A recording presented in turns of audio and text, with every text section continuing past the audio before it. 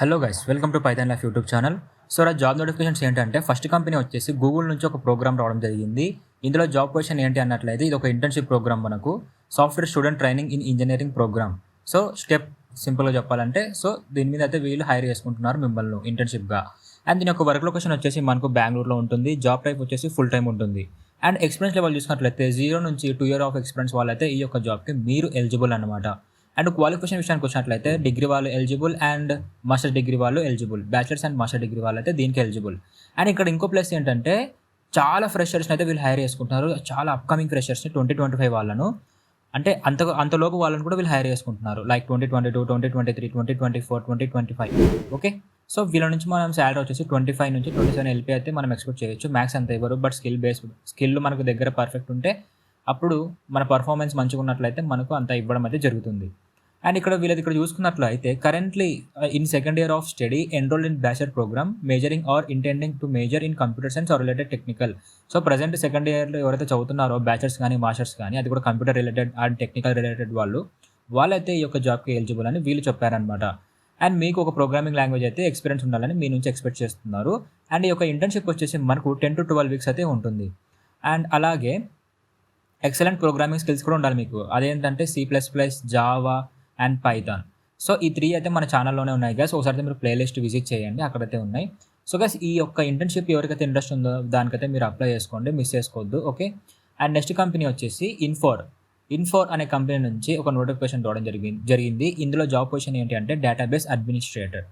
And దీని యొక్క work location వచ్చేసి మనకు హైదరాబాద్లో ఉంటుంది. జాబ్ టైప్ వచ్చేసి ఫుల్ టైం ఉంటుంది.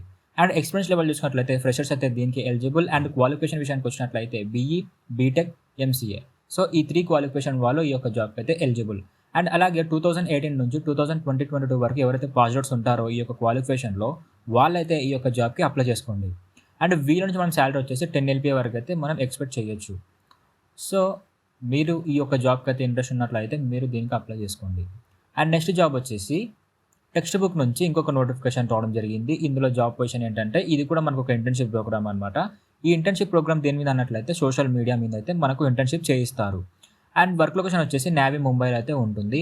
అండ్ జాబ్ టైప్ చూసినట్లయితే ఫుల్ టైం ఉంటుంది. ఎక్స్పీరియన్స్ చూసినట్లయితే ఫ్రెషర్ దీనికి ఎలిజిబుల్.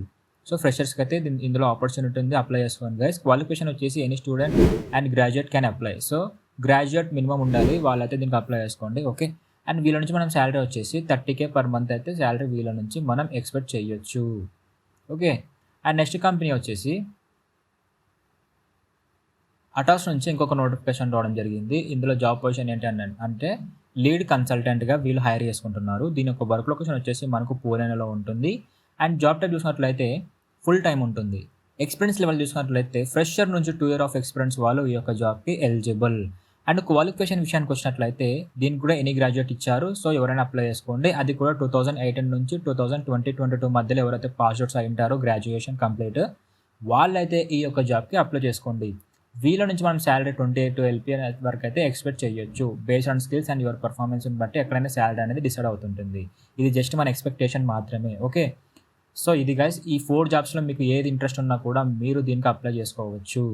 సో గైస్, మీరు ఎవరికైనా ఫుల్ స్టాక్ పైథాన్ నేర్చుకోవాలని ఇంట్రెస్ట్ ఉన్నట్లయితే మన పైథాన్ లైఫ్ వాళ్ళు చాలా తక్కువ ప్రైస్లో తీసుకొచ్చారనమాట. మీరైతే ఒకసారి pythonlife.in అనే వెబ్సైట్కి అయితే విజిట్ చేసి అక్కడ డెమో చూడండి. మీకు డెమో నచ్చితేనే కోర్స్లో ఎన్రోల్ అవ్వండి. సో హోప్ యూ గైస్ మీకు వీడియో అయితే అర్థమైంది అనుకుంటున్నాను. Thank you for watching and do subscribe, don't forget. And అన్నట్లు ఈ యొక్క లింక్స్ అనేది నేను టెలిగ్రామ్లో ఇచ్చాను. టెలిగ్రామ్ లింక్ డిస్క్రిప్షన్లోనే ఉంది.